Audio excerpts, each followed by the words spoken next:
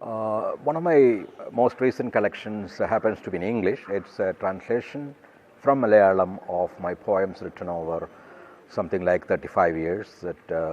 It begins with a poem written in 1970, and then it travels across time to come to some of my more recent poems. And I think it's quite representative of the whole oeuvre of my poetry because it reflects the range of themes and concerns and kinds of poetry, the forms of poetry that I have experimented with. And in that sense, I look at it as one of my most representative collections of poetry written so far available in English. These are my own translations, and hence I would consider this book to be, my own book in English. And that's how at least quite a few other editors have looked at this book and a lot of my work in English, and they have often included me in anthologies of Indian English poetry, even though I have often said no, I write poetry only in Malayalam, but they say you translate yourself, and so we consider you a bilingual writer, and that's why I dare speak of this collection as my last collection, because a lot of my what I consider my better poems have gone into this collection. Definitely there are limitations in translating Malayalam poetry into English. There is a whole lot of my poetry which has not been translated into English. I hope somebody someday might dare do them, but I don't, because these are so deeply regional and their associations are extremely local. For example, I have a long poem called Malayalam. It is about the language Malayalam, which deals with the history of the language, with the poets in the language and all that. I have a whole series on Malayalam poets, right from the poet of Ramayana, Tunjat Ezhuthachan, up to some poets of the generation before me, like Idasheri Govindan Nair and Vailopalli Sridharan Menon. So there are about 12 poems in that series, which again are extremely difficult for someone who is not familiar with the work that these poets have done. And there are also poems where I use a kind of folk tunes and folk culture a lot. There are a lot of poems which I have written in Dravidian meters.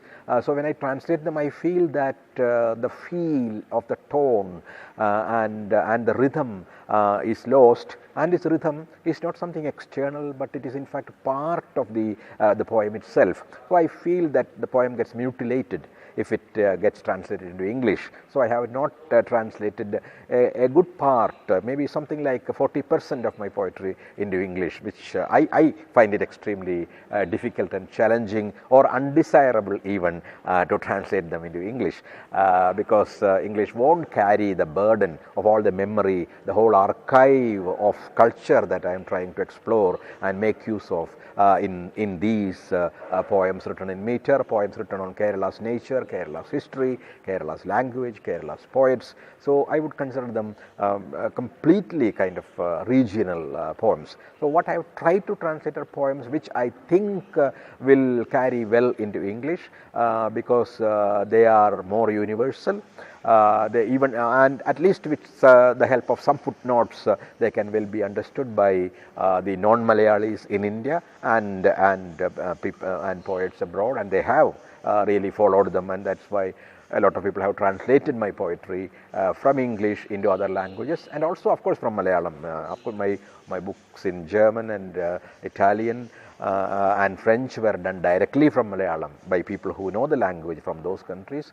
But while some other books like my Irish book and Arabic book were done from English, from my own English translations, and because they were my own translations, they at least they think that, well, they must be the most faithful translations available, and I tend to agree with them on that. But I have seen to it that somebody who knows Malayalam also sits with them and compares their translations with the original work. So in that sense, perhaps this little book, while I write, is perhaps the best way in which my poetry can be understood by people outside Kerala who don't understand Malayalam, and also outside India.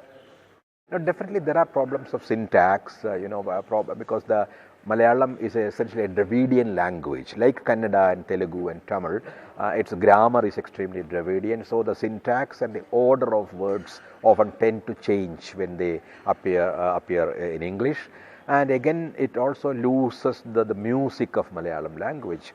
But I think these are inevitable transmission losses that happen in all kinds of translations. At the same time, you can also say that they gain something because this is a different language, it has a different tone and a different music.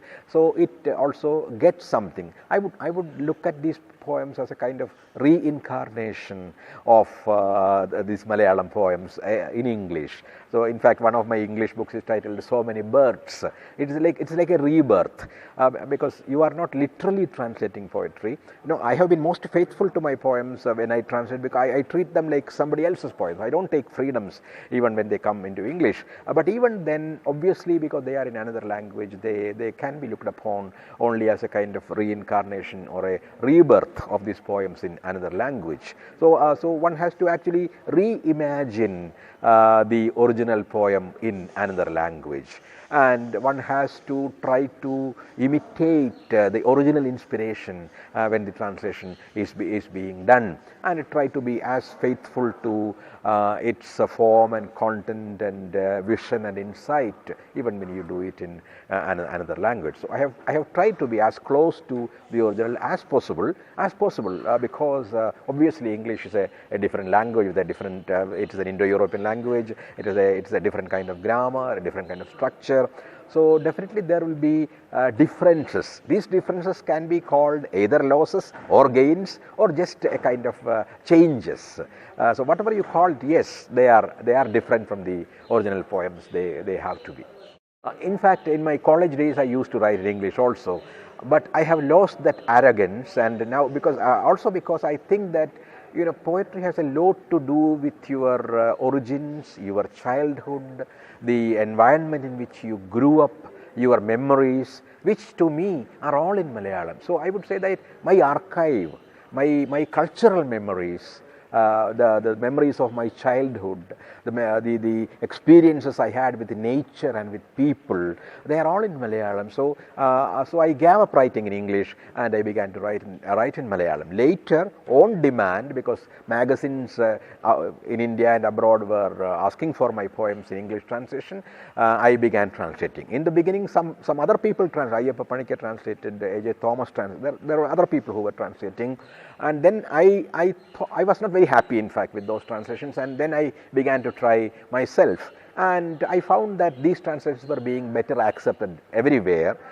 even in England and US, where the English magazines had published, and then that made me a little confident, and then I began to translate whatever I think ought to be translated or can be translated into English. So not that I am completely satisfied with the translations, but looking at the responses I get to these translations when they are read out everywhere, I think something of my poetry has been brought into these translations too. Something of the charm, something of the magic, something of the message has definitely come into these translations. This is a poem called Stammer. In Malayalam it's called Vikku. Stammer is no handicap. It is a mode of speech. Stammer is the silence that falls between the word and its meaning, just as lameness is the silence that falls between the word and the deed. Did stammer precede language or succeed it? Is it only a dialect or a language itself? These questions make the linguists stammer. Each time we stammer, we are offering a sacrifice to the God of meanings. When a whole people stammer becomes their mother tongue, as it is with us now. God too must have stammered when he created man. That is why every word of man carries different meanings. That's why everything he utters, from his prayers to his commands, stammers like poetry.